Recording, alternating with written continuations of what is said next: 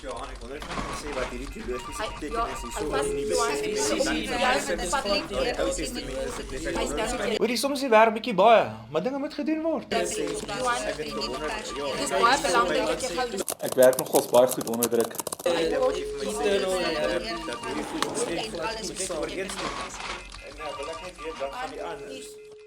Wat gewoon geen hè?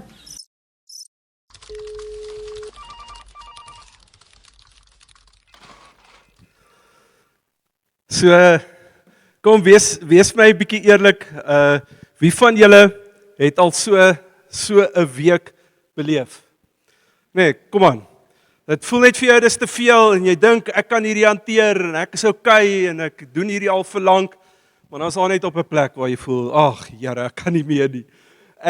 Dit is nou net een te veel. So ons praat so 'n bietjie oor jou werksplek. En ek dink jy moet hoor, dis belangrik vir jou om te hoor dat die Here 'n inspraak wil maak op jou werkslewe. Dis so 'n belangrike deel van jou lewe. Hoe ons daaroor dink en nog meer belangrik hoe die Here daaroor dink. En of jy huisvrou is, of jy afgetree is, of jy CEO is en of jy die een is wat die vloere mop, dit maak nie saak nie. Ek wil hê jy moet dink Maandag tot Vrydag, waarmee word my tyd opgevul en wat is die Here se inspraak op daardie tyd in my lewe, want ek het hierdie nou al soveel keer gehoor alreeds net in hierdie week. As jy so 'n rowwe week gehad het, dan is Vrydag nogals welkom. Nee, stem jy saam? Dan kan jy assosieer met daai ouetjie. Nee, ouetjie tog. Ons het dit gemaak tot Vrydag. Jy weet, dis die naweek is hier en ons het dit ook al beleef. Ek dink daar's 'n deel van dit wat heeltemal net menswees is, maar hier's waar dit 'n probleem raak. As elke week vir jou so voel, is dit problematies. Stem jy saam? Nee, as jy elke week leef net vir Vrydag, kan jy wag vir Vrydag nie. Jy weet, waar is nou Maandag? Jy weet, is Dinsdag en dan Woensdag. So dink jy op die groep gesit oor Donderdag, het hulle sê dis 'n lekker dag. Nee. Want dan weet jy môre is Vrydag. So as jy elke week leef net vir die naweke, net vir die vakansies, en jy sien al eintlik uit na aftrede, dan is dit 'n probleem. Want ek wil 'n stuk statistiek met jou deel vanoggend.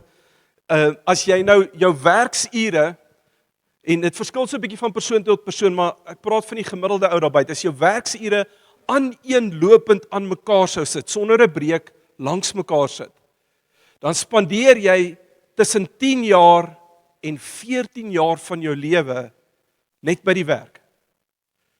Laat daai vir 'n oomblik insink. 10 jaar tot 14 jaar, dis meer as jou tyd wat jy eet. Dis meer as jou tyd wat jy sosialiseer of jou stokperdjies wat jy doen. Al 3 daai gekombineerd spandeer jy meer tyd by jou werk en in jou werksplek. En hierdie moenie 'n depressiewe ding vir jou wees nie. Ek wil iets vir jou kom onderstreep oor hoe belangrik jou werkstyd is, want as ek en jy leef vir daai sê maar 14 jaar, net om te oorleef, net om by die naweek uit te kom, nee, ek wens is naweek, dan wens jy jou lewe verby. En dink gou daaraan, is dit die Here se hart vir jou, dat vir 14 jaar moet jy dit maar net maak, net oorleef. Vir 14 jaar van jou lewe is dit eintlik maar net hoe vinnig kan ek hier deurkom, en dit maak nie regtig saak nie. Dis 14 jaar van jou lewe waardeur jy jaag om by die belangrike oomblikke van jou lewe uit te kom. Dis verseker nie hoe die Here jou gemaak het en wat sy hart is vir jou nie. En so daar's 2 leuns wat ons laat glo dat werk 'n tronkstraf is eerder as 'n seën, maar dis het laas week so ietsie gesê van dat werk nie 'n straf is nie meer nie. Jesus het die straf op hom kom neem en hy herstel gebring. Toe hy in Genesis gesê het vir die mens die opdrag gegee het om te werk en dit was 'n goeie geseënde opdrag. Daar's 2 leuns wat ons blok om te glo dat dit 'n seën is. Die eerste een is my werk maak nie saak nie. Nee, so ek verdra net hierdie werkstyd. Ek verdra dit net sodat ek salaris kan kry sodat ek my rekeninge kan betaal. Come on, baie van ons is so baie mal daar. Jy weet dat jy daar sit en jy dink ek kan nou net op die strand lê met 'n groot glas Coke Zero of milkshake of wat dit ook al is wat jy drink, 'n water vir julle wat baie baie gesond leef. Nee, daar op die strand met die strandhoed op, my tone in die sand. Nee, party van julle is nou sommer al klaar daar. Maar vir wat die Here wil kom sê is dat jou werk maak saak. Jou werk maak saak, 14 jaar van jou lewe maak saak. Dis nie iets om net agter die rug te kry nie. En ek dink ons het baie oor dit gesê, ek wil by die tweede ene uitkom. Die tweede leen is alles rus op my skouers. Wanneer jy dink aan jou werk, een is half, ek moet net hier deurkom, ek moet net klaar kry en jy weet, werk is maar net ietsie wat ek oorleef en deurgaan, maar die ander ene is waar jy ernstig raak oor jou werk en dan dit so op jouself neem dat jy sê alles rus op my skouers. En baie van julle sukkel ook, soos wat jy hier sit, is jy in daai spasie.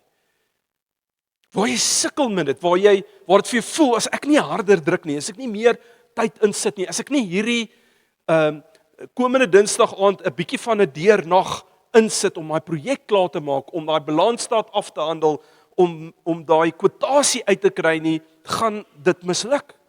Gaan ek dit nie maak nie. En dis die een waar ek vir 'n bietjie langer wil stil staan. Die vraag wat ek jou mee konfronteer vanoggend is, waar kom jou krag vandaan?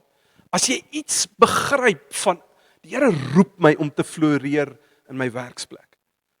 Ek seker van jy glo dit, ek seker van jy kan dit vat, selfs al is dit nie jou ideale werksplek nie. Is wat die Here nog steeds, waar jy nou is, wil hê. Hy roep my om te floreer, maar waar kom my krag dan vandaan om dit te doen? En so ek vat jou na Psalm 127 toe. Vers 1 tot 2 in die Nuwe Lewende Vertaling sê, as die Here die huis nie bou nie, is die bouers se arbeid te vergeefs. Dan vers 2 sê, te vergeefs werk julle so hard, van vroegoggend tot laatnag, soos julle swoeg om 'n bestaan te maak. Maar vir hulle wat hy liefhet, gee hy dit in hulle slaap. Jy lees daai en dink, ek het dit al probeer, ek het die wiskunde boek onder die kussing gesit en die Here het vir my niks in my slaap gegee nie. Wat hy hier wil kom sê is, daar's 'n natuurlike, soos wat hy vir jou rus gee, soos wat hy vir jou slaap gee, soos wat hy herstel bring. Dis kom slaap so belangrik is, jou liggaam reset, jou brein reset en herstel, en jy skerp môreoggend as jy 'n goeie nag se rus in het. So dat hy kom sê, dis wat die Here vir jou wil doen, binne in jou werksplek. Dis wat Salomo sê, hy sê, jy is nie die bron van jou eie sukses nie. Jy's nie die bron van jou eie sukses nie. As jy dink jy is, as jy dit op daai manier doen, dan is dit 'n nuttelose oefening. Hy noem dit nutteloos. Maar Jesus sê in Johannes 15, hy sê, ek is die druiwestok en julle is die lote. Wie aan my verbonde bly, die ou vertaling sê, wie in my bly, en ek aan hulle, dra baie vrug, want sonder my kan julle niks doen nie. Hierdie is nie net 'n geestelike vers nie. Hy sê nie sonder my kan julle bid, sonder my kan julle nie bid nie, kan julle nie nagmaal gebruik nie, kan julle nie worship nie. Hy sê sonder my kan julle niks doen nie. So die loot, ek het nou vir Marius gevra om vir my daarvan die huis af so van hulle druiwepreel so 'n stukkie winters lood te bring. Okay, die wingerdstok is by hulle by die huis. Hierdie is wat 'n lood is. Right, dis winter. So ons een blaartjie oor. Maar die lood, wat hy vir jou sê is, die lood kan nie vrug produseer nie. Hy kan nie op sy eie vrug produseer nie. Hy's nie ontwerp of gemaak om vrug te produseer nie. Dis die druiwestok wat gegrond is, geplant is in die grond, wat die voedingsstowwe optrek, wat lewe gee, wat die vrug produseer. Hierdie lood dra net die vrug. Hy dra die vrug, en dis wat ek vir jou vanoggend wil sê, as jy die heeltyd uitgeput is, die heeltyd moedeloos is, die heeltyd frustreerd is in jou werk, die heeltyd op 'n plek is wat jy voel, ek kan Vrydag net kom, as kan die vakansie net kom, ek kan nie wag vir aftrede nie. As jy die hele tyd in daai plek is, ons almal gaan deur frustrasies, ons almal stoei met goed en ons almal voel ek kan nou doen met daai koppie koffie by die huis wat my vrou al vir my reg gesit het of my man. Ons almal kom op daai plek, maar as jy die hele tyd daar is, dan wil ek vir jou sê dat jy is waarskynlik in die plek waar jy probeer om die vrug te produseer. In plaas daarvan om die vrug te dra wat uit die Here uitvloei in jou lewe. Matteus 11 kom Jesus en hy praat oor 'n radikale ruiltransaksie wat hy vir my en jou het. Hy sê die volgende, ek lees vir jou die message. Are you tired, worn out, burned out on religion? Come to me, dis 'n uitnodiging.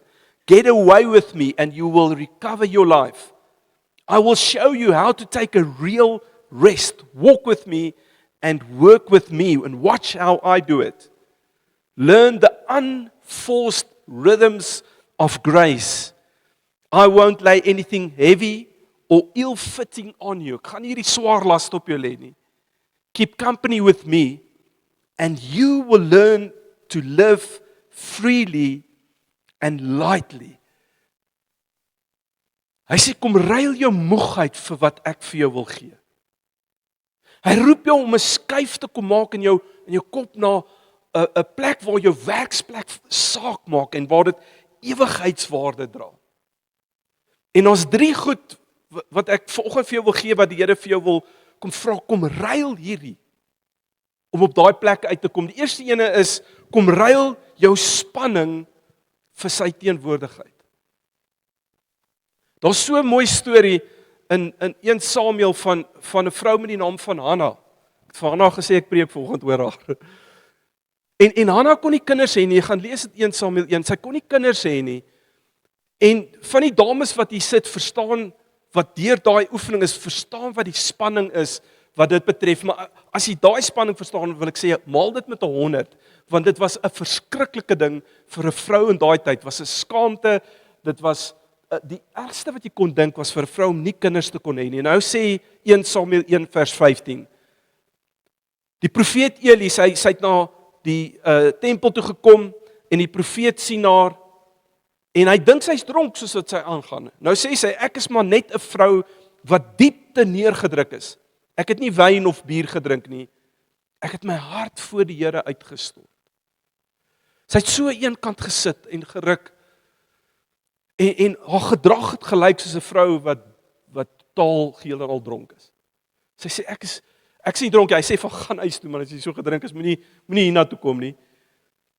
En toe sê hy vir 'n oomblik vir haar, toe hy besef wat aangaan, sê hy mag die Here vir jou gee wat jou hartsbegeerte is. Daar's 'n oomblik wat die teenwoordigheid van die Here haar hart aangryp en kyk wat gebeur. Vers 18 sê sy het toe geloop en gaan eet en sy was nie meer bedruk nie. Weer als van julle wat ook al hier sit, wat in daai spasie was, wat net 'n oomblik moes vat, miskien in 'n boardroom inglip, of jou kantoor se deur moes toetrek, of in jou kar gaan sit, en die deur toetrek, en 'n oomblik net vat, en sê, Here, in hierdie oomblik, ek weet U is teenwoordig, ek hoef U nie in te nooi nie, U is in my, maar ek het so nodig om U bewustheid, om die bewustheid te hê van U teenwoordigheid. En die kalmte en die vrede wat die verstand te bowe gaan, jou beet kry. Die tweede ding wat hy jou vra om te ruil, is jou geswoeg. Ek hou van die woord wat die Bybel daar gebruik, jou geswoeg. Ag, sy geswoeg. Hierdie werk is 'n geswoeg. Nee, dis daai gesukkel en moeg en dis ek kan nie meer nie. Jou geswoeg dat jy dit sal ruil vir sy krag. Jy ken hierdie skrif, Filippense 4 vers 13 sê ek kan alles doen deur hom wat my die krag gee. Deur Jesus wat my ek kan alles doen. Ons verstaan partymal daai skrifgedeelte verkeerd en dink, jy weet, ek verstaan nie hoe dit op my van toepassing is nie, want ek het dit nog geglo en ek gaan nou hierdie ding doen en dan kry ek dit nie reg nie.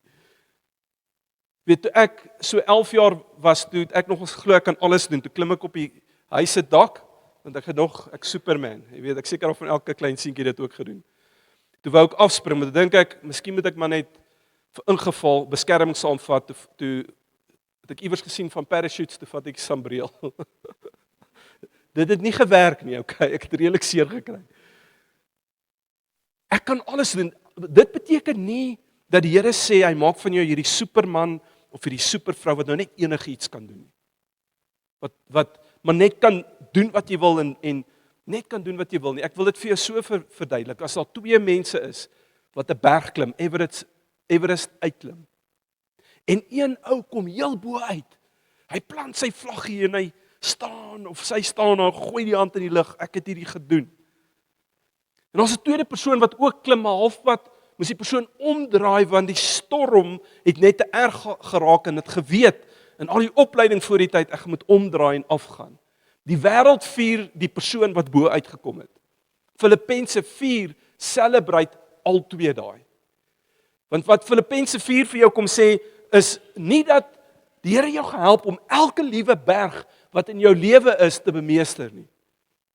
Wat Filippense 4 sê is hy gaan jou krag wees in elke tree wat jy gee. Hy gaan jou krag wees in elke struikelblok wat jy voor jou kom lê en waardeur jy moet worstel. Hy gaan jou krag wees elke keer as daar 'n storm opdaag en wat jou laat omdraai omdat jy nie deur hierdie situasie kan kom nie. Hy gaan die krag wees nie noodwendig elke keer dat jy in elke ding altyd oorwinning gaan behaal of die antwoord gaan kry of die sukses gaan kry of daai besigheid kan maak werk nie is hy gaan vir jou die krag gee om te volhard ten spyte van. Dis hoekom Habakuk kon skryf al sou die vrye boom nie bot nie en daar geen druiwe aan die wingerde wees nie. Hy het iets verstaan, dis waar sy interne krag vandaan gekom het. Nogtans sal ek in die Here jubel. Die derde ene, hy wil jou beperkings kom verruil vir sy voorsiening. Mooiste storie hier is die storie van Gideon. Gideon was 'n gewone ou boer wat op sy pa se plaas gewerk het, wat koring gedors het en dan kry die Here hom en hy het hierdie perspektief oor homself gehad. Ek lees dit vir jou in Rigter 6 vers 15. Hy sê die familie waarin ek behoort is die armste in die hele Manasse. Die armste familie. Van my pa se kinders het ek die minste aansien. Dis Gideon se perspektief oor homself. Maar as die Here met hom praat, sê hy vir hom, hy groet hom, dis eintlik die vers voor dit, vers 12 sê hy, praat die Here met hom en die Here sê vir hom, hey Gideon, jou dapper held. Gideon kruip weg, hy's bang. Die Here spreek alreeds iets oor hom wat hy oor hom sien. Nou in die volgende skrifverse staan Gideon op en hy stap in sy roeping en hy moet Israel verlos van die Midianite wat hulle aangeval het. En hy stap in en hy begin sy leierskap vermoë uitoefen. Hy kry dit reg om 32,000 manne bymekaar te maak. Ons gaan nou hierdie oorlog voer.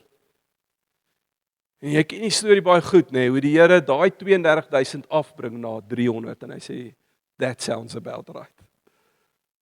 Die 32,000 was nie genoeg om te doen van menslike perspektief wat gedoen moet word. Die Here sê, ons gaan dit doen met 300. Hoekom? Hy wou iets kom neersit in die oë van Gideon en van Israel. So jy gaan altyd beperkings hê. Jy gaan altyd nie genoeg hê nie, in jou oë. Kom ruil jou beperkings vir my voorsiening. Daar's iets van 'n vertroue. Dit maak nie saak wat jy doen nie, wat jou werk is, jou rol by jou werk. Maak nie saak hoeveel jy finansies jy het nie, hoeveel invloed jy het nie. Dit gaan nooit genoeg wees vir wat die Here vir jou vra om te doen nie. En is in oomblikke soos daai wat hy sê, maar as jy dit alles op jou eie kon doen, was dit vir jou eer. As jy verstaan dat ek jou voorsiener is, dan raak hierdie ding iets wat tot my eer en my doelwitte is, en as jy dit verstaan, dan noem ek jou 'n held in die spasie waar jy funksioneer. So alles wat ek vir jou sê vanoggend klink mooi en dit klink pragtig en dit kom sit hier in jou onderbewussyn en jy weet, dis dit challenge my en die Here vra my, Heilige Gees vra my vas te dink oor my maandag, vas te dink oor my week en my werksplek. En my baas en die mense saam te wie ek werk. Dis nie die eerste keer wat ons dit vir jou van hierdie kant sal opsê nie. Maar ek weet hoe dit werk. Ek weet jy stap maandag in by die werk. En as daar die eerste oproep of die eerste vergadering of die eerste kliënt, die eerste stuk realiteit wat jou tref en ons al hierdie wat ek vir jou gesê het Sondag is by die venster.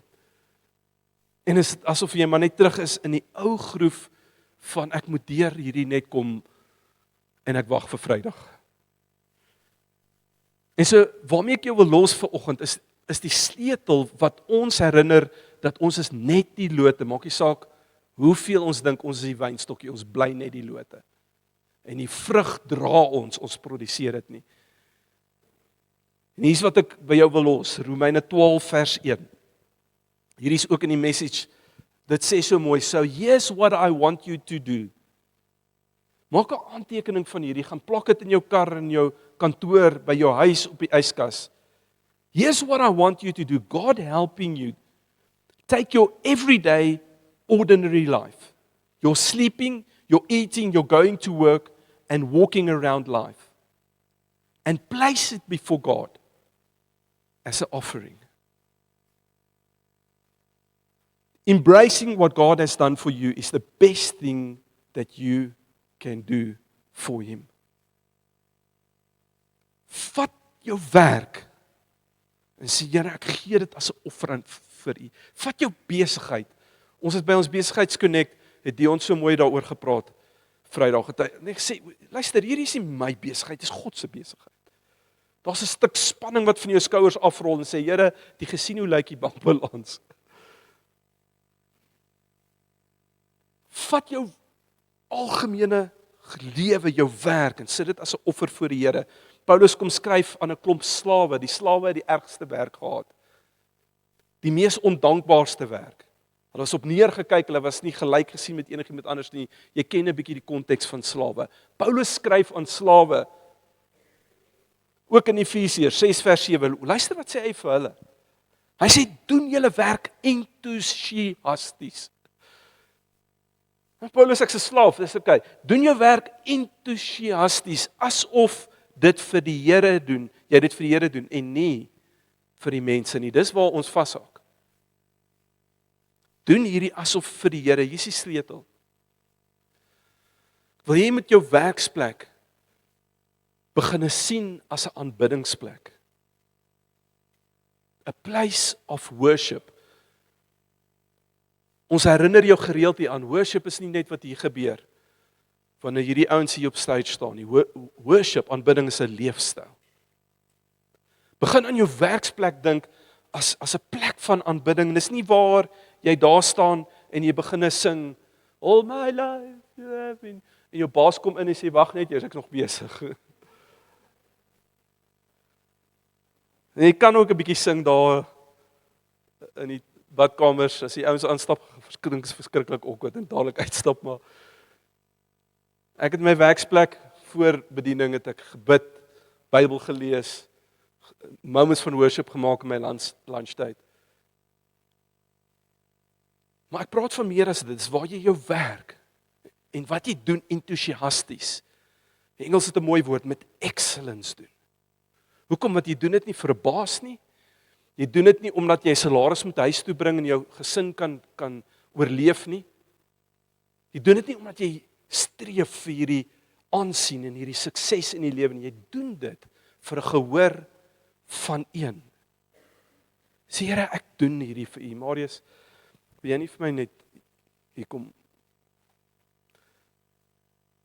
Ek wil vanoggend land en ek wil vir jou hierdie een ding sê en jou herinner aan, jy werk nie vir 'n inkomste nie. As jy dink jy doen, jy's verkeerd. Jy werk nie vir 'n baas nie. Jy mag dalk 'n baas hê. As jy dink jy werk vir jou baas of jou maatskappy, jy's verkeerd. Die Here het jou lank geroep. Lank 'n paadjie bewerkstellig, lank reeds geweet. Al het jy 'n verkeerde besluit geneem en 'n verkeerde werk opgeëindig, en sê die Here, weet jy wat, ek gaan jou binne in daai spasie. Jy bly my kind. Jy bly die een wat my teenwoordigheid dra. Ek gaan jou binne in daai spasie laat funksioneer. Jy werk nie vir sukses of bevordering. Werk verseker nie vir naweke en vir vakansies en vir aftrede nie. 14 jaar van die Here roep hy jou om aan hom toe te wy as 'n deel van jou hele lewe. 14 jaar van jou lewe roep hy om jou beste te gee om hierdie, waar Jesus bid, laat die koninkryk kom, so, laat u wil geskied soos in die hemel so op die aarde, om jou invloed, en jou entoesiasme, en jou excellence in spasies in te bring, wat daai 'n realiteit maak, laat die koninkryk kom, Here, in hierdie kantoor, in hierdie bakkie, op hierdie site waar ek werk. Maar ek wil vanoggend 'n oomblik vat, want daar's baie ouens wat voel, my lood voel actually soos hierdie, daar is nie vrug nie, ek voel soos 'n storm oomblik in my werksplek. Dis wat my werk is 'n storm. Ek is daai tweede ou wat, ek weet nie of ek die berg gaan uitkom. Ek is daai tweede ou wat dit voel vir my, ek het al klaar moes omdraai, en teruggaan en opgee. Vanoggend wil ek spesifiek 'n gebed vir jou doen, en is almal net 'n moment sal maak, net jy oë sal sluit, net jou kop sak, jou oë sluit. As dit jy is en jy's in daai spasie vanoggend, jy sê bid net vir my Johan, want ek is reg om op te gee. Steek jou hand op. Net daar waar jy is, oralste is daar hande, oralste. As stres vir jou te veel is, as dit voel of jy op die punt van uitbranding is, dis jy met wie die Here nou praat.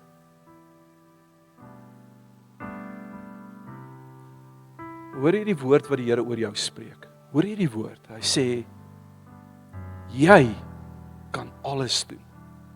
Jy kan alles doen. Jy kan alles doen. Want ek is jou bron en ek is jou krag. Jy meer dit nie of jy aan die ander kant van hierdie uitgekom het en jou baas oorwin het, of bo uitgekom het, of 'n deurbraak gekry het nie. Jy meer dit aan die feit dat ek saam met jou is.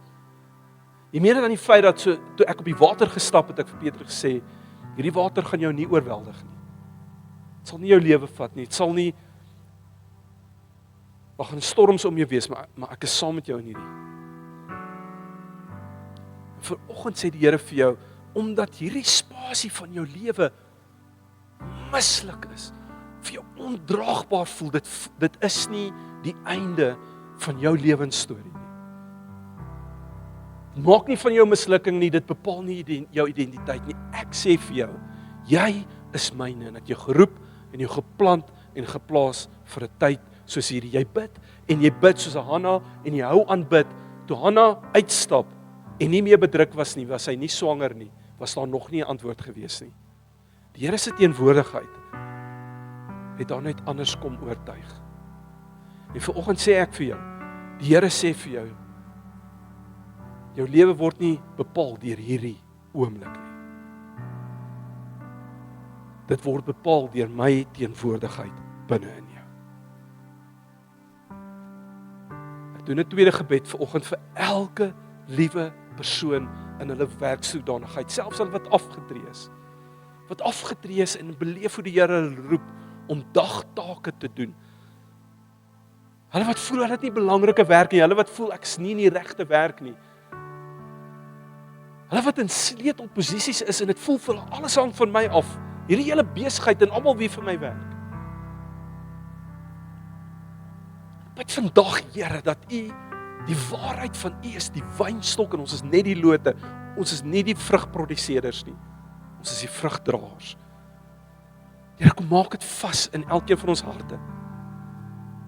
En as ons maandag in die werksplek instap, dat ons daar instap met 'n oortuiging in ons hart, hierdie is 'n plek vir my om deur hierdie die Here te loof, eer te bring aan die doxa van Deo, die heerlikheid van die Here.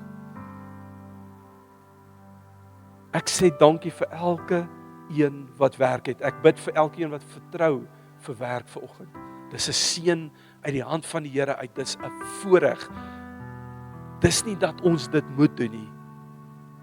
Here, dis dat U ons die genade gee om dit te mag doen en te kan doen. Kom veroorsaak 'n radikale ruil transaksie in ons harte van ons dink oor ons werk. In Jesus naam. Amen.